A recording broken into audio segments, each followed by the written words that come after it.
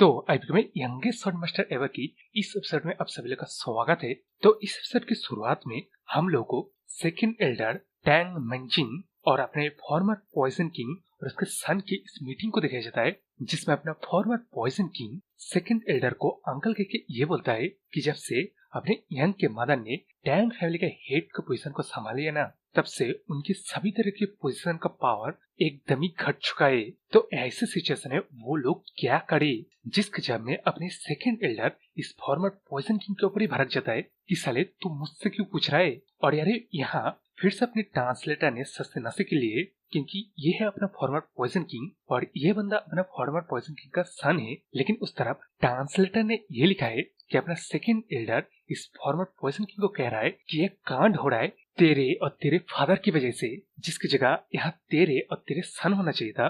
खैर छोड़ो, अपना काम ही तो एक्सप्लेन करना सही से। तो अब स्टोरी में अपने फॉर्मर पॉइजन किंग कहता है कि अंकल ये बात अभी ले आना जरूरी है क्या। जिस बात को सुन के वो सेकंड एल्डर और ज्यादा भड़क जाता है और इस बार वो अपने फॉर्मर पॉइजन किंग के सन की तरफ उंगली बढ़ाता है, कहता है कि ये सारे फसाद का जड़ तो तेरा ये सन है, जिसने बिना किसी वजह के अपने दुश्मन का स्ट्रेंथ देखे बगैर इस तरह दुश्मनी मूल्य आए कि तेरे वजह से मैं मेरी जिंदगी भर तक जो बिल्ड किया था वो सभी को छीन लिया गया है। मेरे वेल्थ से लेकर रेपुटेशन तक, यहाँ तक मेरे पोजीशन का पावर का भी कोई मायने नहीं है। लेकिन अब इन बातों को सुन के अपने सफेद हेयर वाला बंदा, जो कि आपको याद होगा तो ये बंदा डेविल से भी डील करने के लिए तैयार है, बस एक बार अपने यंग को नीचे झुकाने के लिए। तो ये बंदा इन बातों को सुन के अपने मन में सोचता है कि डिस्गस्टिंग ओल्ड मैन, तेरे अंदर इतने भी हिम्मत नहीं है कि तू डायरेक्ट टैंक फैमिली के हेड से जाके बात करे। ये सब कुछ तो एक्चुअली हो रहा है उस बंदे की वजह से, यानी कि अपनी यंग की वजह से। मैं मेरे हाथ को हील करूंगा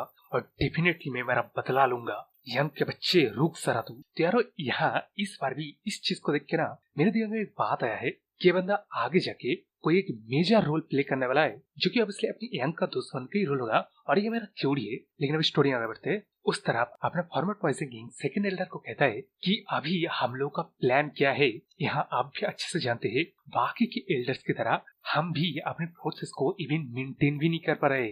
जिस बात को सुन के हमारा सेकंड एल्डर कहता है कि मैं जानता हूँ, इसलिए मैं कह रहा हूँ कि हम लोग इस टैंक फैमिली को छोड़ के जाने वाले हैं। तो इस छोटी सी मीटिंग के सीन से शिफ्ट होके हम लोग को अपनी यंग को पॉइजन वेयरहाउस के सामने दिखाया जाता है। इसका मतलब यार समझ रहे हो ना।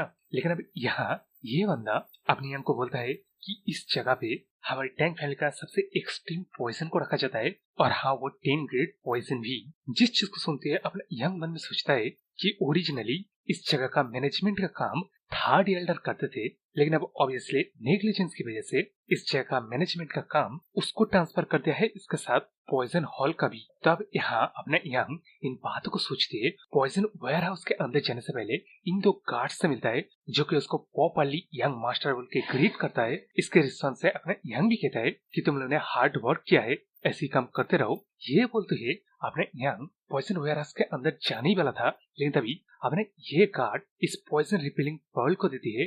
अपने यंग को कहता है यंग मास्टर अंदर जाने से पहले प्लीज अब इस पॉइजन पर्ल को ले लीजिए, जो कि वेयरहाउस के टॉक्सिक एयर को फिल्टर कर देगा। तो यार अब ये चीज आपने यंग लेगा तो मतलब उसका यहाँ आने का मकसद ही पूरा नहीं होगा। लेकिन उस तरफ वो कार्ड एक्सप्लेन करना बंद नहीं करता।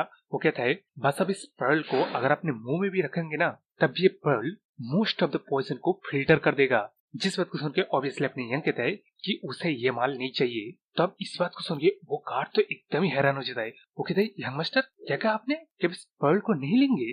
जो चीज सुन के अपने यंग कहता है कि तूने कहा इस पर्ल को अपने मुंह में लेना पड़ेगा, इसका मतलब तो थर्ड एल्डर के अलावा पता नहीं किन किन बंदों ने इस पर्ल को अपने मुंह में लिया था। तो यारो ये पर्ल है, कोई पील नहीं है जिसको निगलने के बाद वो डाइजेस्ट हो जाएगा। तो अब यहाँ वो गार्ड इसके जवाब में कहता है कि इस पर्ल को जरूर से सभी लोगों ने इस्तेमाल किया है जो लोग पॉइजन वेयरहाउस के अंदर जाते हैं, लेकिन हर यूज के बाद हम लोग इस पर्ल को थोरोली क्लीन करते हैं, तो ये सेफ टू यूज है यंग मास्टर। जिस बात को सुन के अपना यंग और भी ज्यादा डिस्कस करते हुए कहता है कि मैंने कहा मुझे ये पर्ल नहीं चाहिए, मेरे सामने से भी इसे दूर ले जा। तब यहाँ अपने यंग की इन बातों को वो गार्ड सुन ही नहीं रहा था। वो तो मतलब इंसिस्ट करने में लगा हुआ है कि यंग मास्टर आपको ये पर्ल लेना ही पड़ेगा। जिस चीज को सुन के अपने यंग को आप गुस्सा आ जाता है, तो वो अपने इस बंदे को मार के बेहोश कर देता है और दूसरे वाले गार्ड को कहता है अबे गेट खोल। तो जैसे कि यहाँ मतलब देख रहे हो, तब इस सीन के बाद हम लोग को ये सारे जारे दिखाई जाता है जिसके अंदर ऑब्वियसली सबसे लीथल पॉइजन को बंद करके रखा हुआ है। लेकिन अब इन पॉइजन को देख के अपने यहाँ खुश होने के बजाय वो इस चीज को देख के खुश है कि इस वेयर हाउस के अंदर की जगह को काफी अच्छे से मेंटेन करके रखा गया है, जो कि सरप्राइजिंग है। तो यहाँ अपना यंग आगे कहता है तो कि इस पॉइजन वेयर हाउस के अंदर इतने अच्छे से रखने के बजाय वो टॉप 10 पॉइजन है क्या, जिसका ऑब्वियसली आंसर यस है। लेकिन अब इसके बाद जिसकी आप लोग भी देख रहे हो, ये स्मोक थोड़ा सा ग्रीन सा है, यानी कि ये स्मोक नहीं है, ये बस हवा ही है जो कि पॉइजनस है। तो इस चीज को देख के अपने यंग को अब समझ में आ रहा है कि वो गार्ड इतना ज्यादा इंसिस्ट क्यों कर रहा था, क्योंकि कोई भी ऑर्डिनरी वॉरियर अगर इस वेयर हाउस के अंदर उस पर्ल के बिना आएगा ना, तब वो इमीडिएटली मर जाएगा। ये चीज बोलने के बाद अपने यंग आगे अपने मन में सोचता है कि अभी उसका internal energy when ceiling consultant technique की वजह से कम रह गया है, और यहाँ यार ट्रांसलेटर ने इस वेन सीलिंग कंसल्टेंट टेक्निक को वेन स्टिमुलेशन टेक्निक कह दिया है। लेकिन यार मैं वेन सीलिंग कंसल्टेंट टेक्निक ही कहूंगा। तो अब इसके बाद अपना यंग मन में आगे सोचता है कि इस जगह पे सर्टनली हवा के अंदर पॉइजन की कॉन्सेंट्रेटेड डेंसिटी कुछ ज्यादा ही है।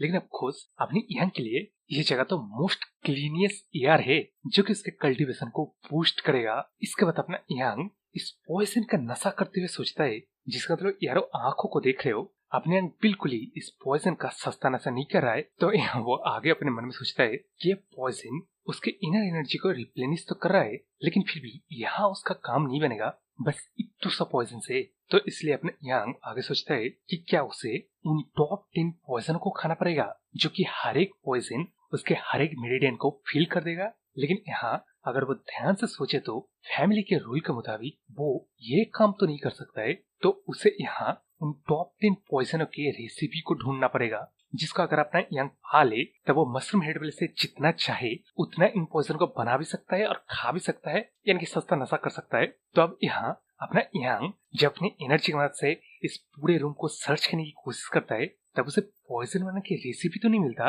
लेकिन उसे एक जगह से हवा डिस्टोर्ट हो रहा है ये चीज महसूस होता है। इसलिए अपना यंग बाहर कहता है कि इस चीज को महसूस करके ऐसा लग रहा है कि कोई फॉर्मेशन है। इसलिए अपना यंग इस फॉर्मेशन के करीब जाते हुए देखते हुए कहता है कि टैंग फैमिली के पॉइजन वेयर हाउस में कोई एक फॉर्मेशन लगा हुआ है। जो चीज अपने यंग जब आगे इन्वेस्टिगेट करता है तब उसे पता चलता है कि ये फॉर्मेशन वो फॉर्मेशन बनने वाले फैमिली का फॉर्मेशन नहीं है। तो यहाँ जब अपना यंग इस चीज को कंफर्म कर देता है कि फॉर्मेशन बनने वाले फैमिली का नहीं है, तो वो सीधा सीधा इस फॉर्मेशन को शॉर्ट ची की मदद से काट डालता है। तो यहाँ जैसे कि दिख रहे हो, अपना यंग इस फॉर्मेशन के उस तरफ इस पैसेज को देख के हैरान है। उसके ऊपर से इस पैसेज में चारों ओर तलिस्मन लगा हुआ है।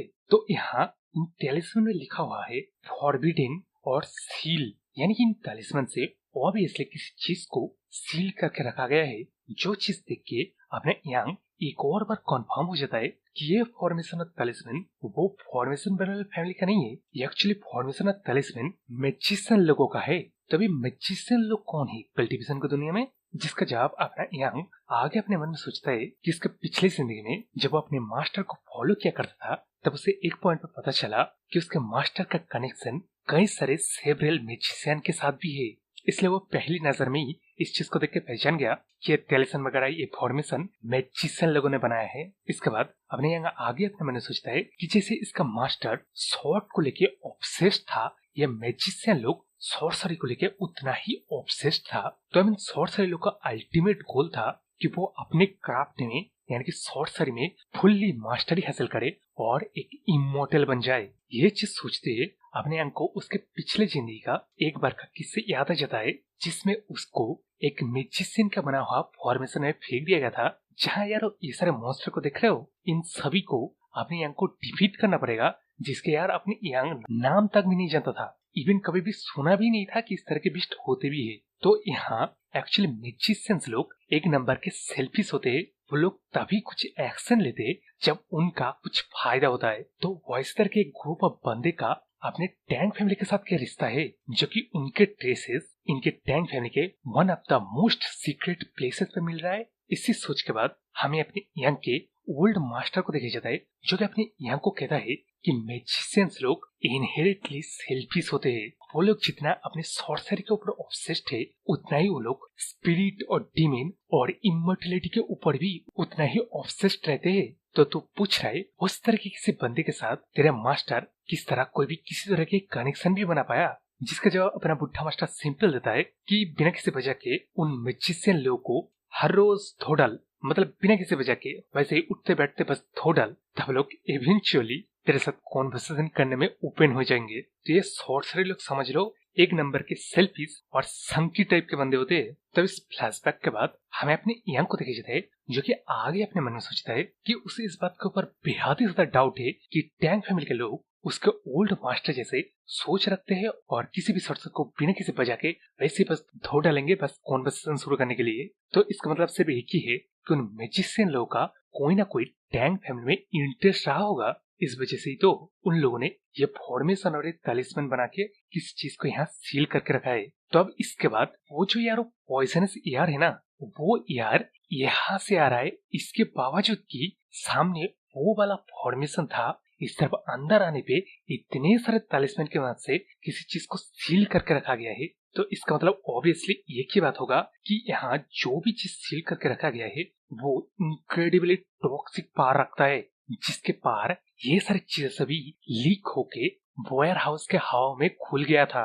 तो यारो यहाँ अपने यंग अपने पॉइजन वायरस में इसलिए आया था ताकि उसे टॉप 10 पॉइजन के बारे में कुछ रेसिपी मिले या कुछ हिंट मिले, जो कि मिलेगा तो वो मतलब रिक्रिएट कर सकता है। लेकिन अब इस चीज को देख के अपने यंग तो यार उसका ओरिजिनल मकसद ही भूल गया, क्योंकि ये जो सील किया हुआ चीज है ये कुछ ज्यादा ही इंटरेस्टिंग चीज है। तो यार इस सीन के बाद हमें इन तालिस्मैन को दिखाया जाता है और ये जाट टाइप किसी चीज को दिखाया जाता है जिसके अंदर से कोई कहता है कि कोई आ रहा है, और ये बंदा फॉर्मेशन को ओपन करने की बजाय फॉर्मेशन को फाड़ के आ रहा है। इसका मतलब ये भी है ये बंदा उसका एक चांस है यहाँ से रिलीज होने का।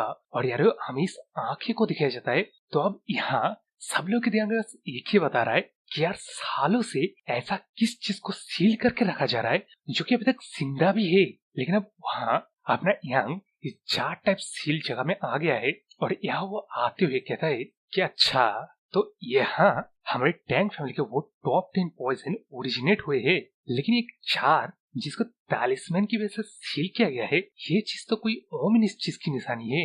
यार इसका मतलब समझ रहे हो, वो जो टॉप 10 पॉइजन है उसका एसेंस पॉइजन यहाँ जो भी चीज मतलब जिंदा है उससे लिया गया है। तो अब यहाँ अपना यंग इस जार को ओपन करने के लिए अपना हाथ बढ़ाते हुए कहता है कि ऐसा किस तरह के पॉइजन को बस रखने के लिए इस तरह के मेजरमेंट को लिया गया है, जिसका जवाब आप मिलने से पहले अपना यंग को वो सारे तालिस्मैन रिजेक्ट कर देता है। जिस चीज को देख के ऑब्वियसली अपना यंग क्या करेगा, यहाँ वो इन सारे तालिस्मैन को फॉर्मेशन को काटते हुए सोचता है कि ये सारे फॉर्मेशन बाकी के फॉर्मेशन से कुछ हार्ड है, लेकिन कोई ना उसके बाद थोड़ा सा टाइम जाएगा लेकिन वो इन्फॉर्मेशन को काट देगा। ये सोचते हुए अपना यंग वो सारे सील और फॉर्मेशन को तोड़ देता है। और यहाँ जैसे आप दिख रहे हो अपना यंग यहाँ इन्फॉर्मेशन को ही बस तोड़ते तोड़ते पसीना पसीना हो गया है। तो इसलिए वो है अपने मन में सोचता है कि नॉर्मली इस तरह के फॉर्मेशन को अपना यंग बस एक ही स्टाइल में काट डालता था, लेकिन वो वेन सीलिंग कंसीलमेंट टेक्निक की वजह से सर्टनली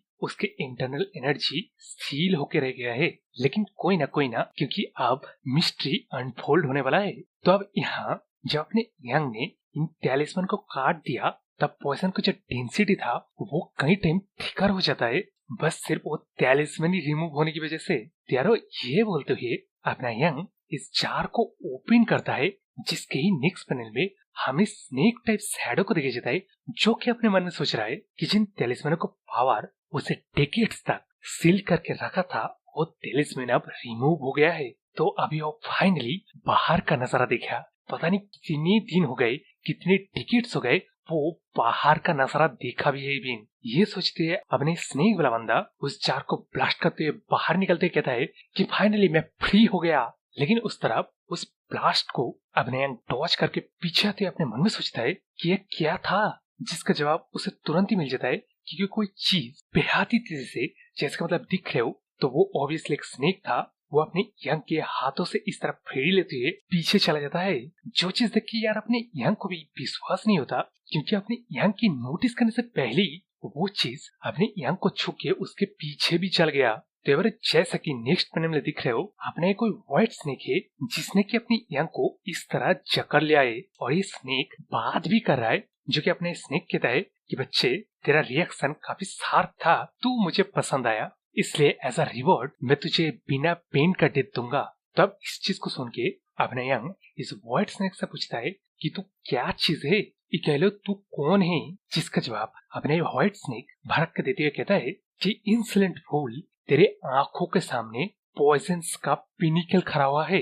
यारो इस स्नेक का नाम ब्लू हॉर्न व्हाइट स्नेक है और इसका पॉइजन का नाम लिटरली जिंगल पॉइजन है। ना यारो ये जिंगल विल नहीं है, ये जिंगो पॉइजन है। तब इसी जिंगो पॉइजन के साथ ये चैप्टर भी खत्म हो जाता है और हमारा ये वीडियो भी। तो यहाँ मैं तो क्यूरियस हूँ, अपना यंग इस चिंगू का किस तरह पॉइजन को चूसने वाला है और उसका कितना एक्चुअली मेरिडियन फील होगा। तो मेरे तरह आप भी अगर क्यूरियस हो कि आगे स्टोरी में क्या होगा, तो बस मेरे इस चैनल को सब्सक्राइब कर लो और नोटिफिकेशन बेल आइकन को दबा देना, जिससे जो भी मैंने वीडियो डालू आपको नोटिफिकेशन सबसे पहले आ जाए। तो आप इसी के साथ चैनल को सब्सक्राइब कर लो, लाइक शेयर कमेंट करना भूल के। तो बाय।